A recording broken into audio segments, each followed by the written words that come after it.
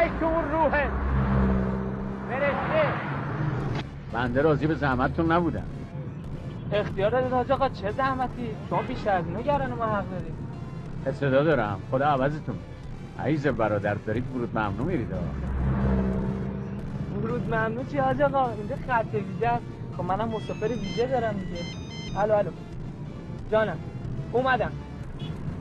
آها پلیس هم تشریف آوردن. کارت ماشین گواهی نامه. حاج آقا ما یکم عجله دارن، کار واجب بوده از اینجا اومدیم. شرمنده حاج آقا. آقا سلام علیکم، خسته نباشید. خدا قوت. ببخشید دیگه، زهرا سعی می‌کنیم ان شاءالله دیگه تکرار نشه. بله تکرار نشه. ممنون. البته بنده خیلی معذرت میخوام، خیابون فرشته این طرفا نیستا. فرشته؟ شرمندم حاج آقا، من چرا فردوسی شنیدم؟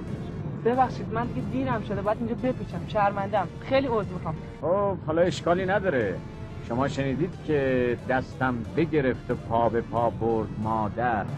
این دوتا هم مال فردوسی، این دوتا هم مال فرشته، این دوتا هم مال ورود ممنوع. کیفت تو جیبم جامون.